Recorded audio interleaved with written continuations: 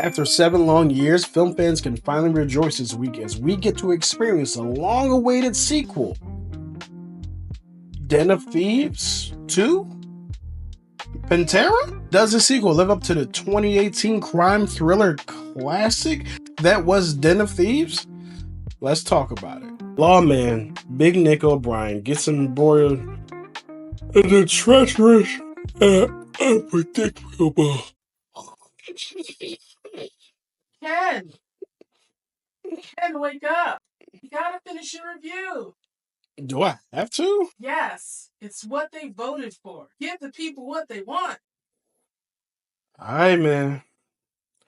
Y'all voted for this. Big Nick O'Brien gets embroiled in the treacherous and unpredictable world of Diamond Thieves as he pursues Donnie Wilson to Europe. But in an unusual turn of events, Big Nick decides to join Donnie in his life of crime as they team up to steal diamonds from a European gangster. Look, I was an appreciator of the first Den of Thieves movie. A fan?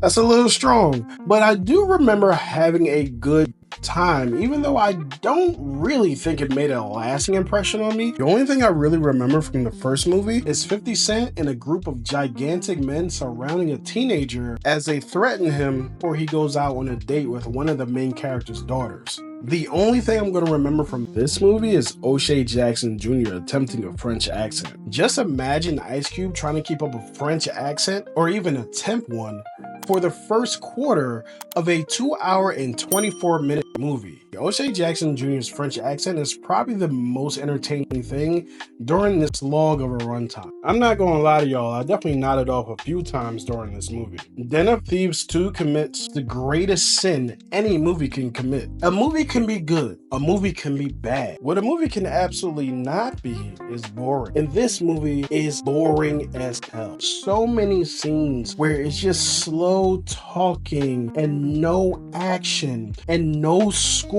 So you're literally just hearing the footsteps of characters as they walk through each room. I'm dead ass. It's almost like listening to a basketball game with no commentary.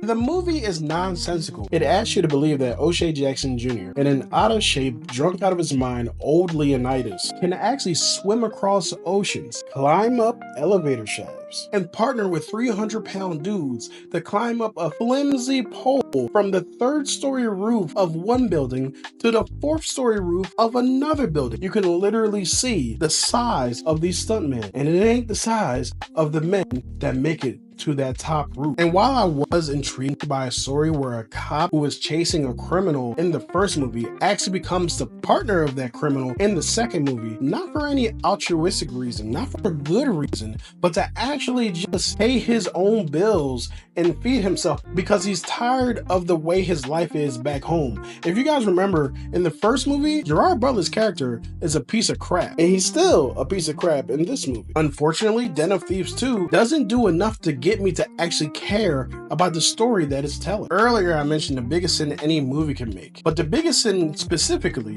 that any action movie can make is not having enough action. This international heist movie is the opposite of action-packed, with just one notable car chase shootout towards the end of the movie, which is actually really well done, but ends in the dumbest way possible. Some characters show up to assist our protagonist in a spot where they legitimately would have no idea that they were at. It would literally be impossible for them to help them in the spot that they were in. It defies all logic. I'm being purposely vague because 1, this is a spoiler-free review, and 2, Gerard Butler actually asks people to not spoil the twist ending. We know you're gonna love it. It's even crazier than the first. And the twist. No, don't tell him. Don't tell him. No spoilers, right? Just big reactions. But by the time that twist happens, you won't even care, if you're even awake. You saw Den of Thieves 2 Pantera. 1, do you think you can do a better French accent than O'Shea Jackson Jr.? And 2, did you actually enjoy the movie unlike I did? And if you haven't seen the movie,